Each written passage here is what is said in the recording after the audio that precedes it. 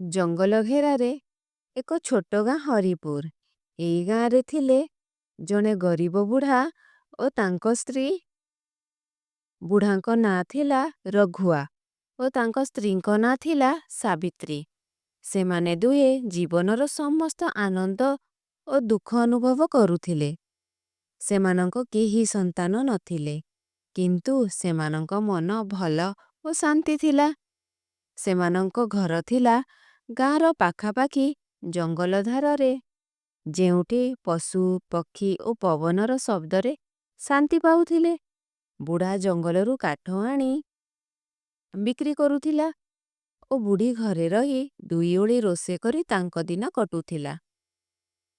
ସେମାନେ ଗରିବ ଥିଲେ, କିନ୍ତୁ ମନରେ ଧନୀ ଥିଲେ। ଦିନେ ବୁଢ଼ା ଜଙ୍ଗଲକୁ କାଠ ଆଣିବାକୁ ଗଲା। କାଠ ହାଣୁ ହାଣୁ ଏକ ଅଜଣା ଆବାଜ ତା କାନକୁ ଶୁଭାଗଲା। ହେ ରଘୁ, ଏଠାକୁ ଆସ। ବୁଢ଼ା ଚାରିଦିଗକୁ ଦେଖିଲା, କେହି ନାହିଁ। ପୁଣି ଶବ୍ଦ ଶୁଭିଲା।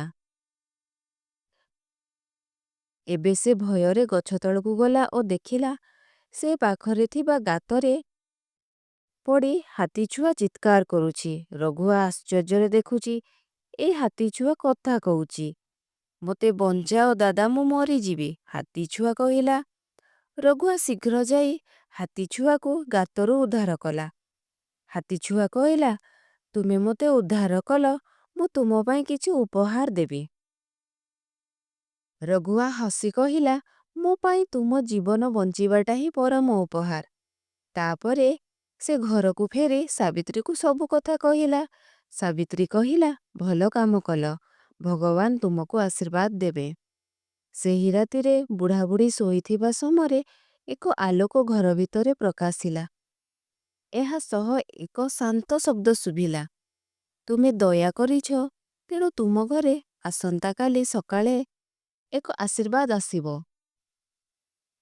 ସେମାନେ ଭାବିଲେ ସ୍ୱପ୍ନ ହେଇଥିବ, କିନ୍ତୁ ସକାଳେ ଯେତେବେଳେ ଆଖି ଖୋଲି ଦେଖିଲେ, ଘର ପାଖରେ ଏକ ଛୋଟ ସୁନାର ପାତ୍ର ଥିଲା। ତାର ଭିତରେ ଏକ ଚିଠି ଥିଲା। ଚିଠିରେ ଲେଖା ଥିଲା, ଏଇ ପାତ୍ରରେ ଯାହା ବି ଜିନିଷ ରଖିବ, ଜିନିଷ ଦୁଇ ଗୁଣ ହୋଇଯିବ।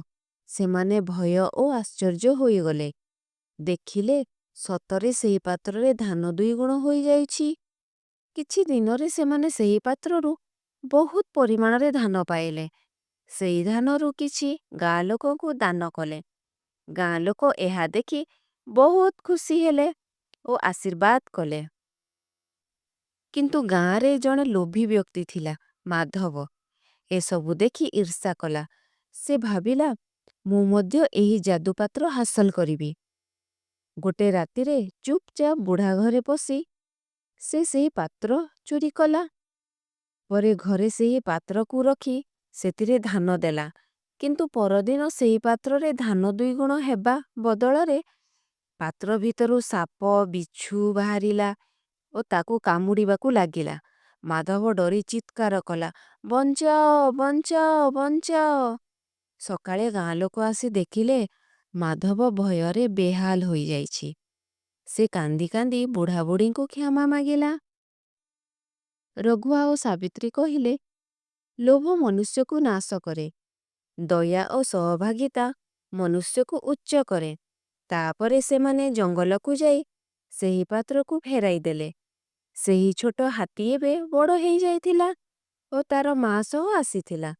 ସେମାନେ ବୁଢ଼ାବୁଢ଼ୀକୁ ନମସ୍କାର କଲେ ଓ କହିଲେ, ତୁମେ ଦୟାର ମୂର୍ତ୍ତି, ତୁମ ଜୀବନର ଆଶୀର୍ବାଦରେ ଭରି ରହୁ। ସେହି ଦିନଠୁ ବୁଢ଼ାବୁଢ଼ୀ ଆଉ ଧନ ସଂଗ୍ରହ କଲେ ନାହିଁ। ଯାହା ଥିଲା ଗାଁ ଓ ଜଙ୍ଗଲର ପ୍ରାଣୀଙ୍କ ସହିତ ଭାଗ କରୁଥିଲେ। ସେମାନଙ୍କ ମୃତ୍ୟୁ ପରେ ମଧ୍ୟ ଗାଁରେ ଏହିପରି ଚାଲି ଆସୁଛି। ଦୟା ହେଉଛି ସର୍ବୋତ୍ତମ ଧନ, ଲୋଭ ହେଉଛି ନାଶର ମୂଳ। ଜୀବନରେ ଧନ ସଂଗ୍ରହ ନୁହେଁ, ଦୟା ଓ ସହଭାଗିତା ହିଁ ସତ୍ୟ ସମ୍ପଦ।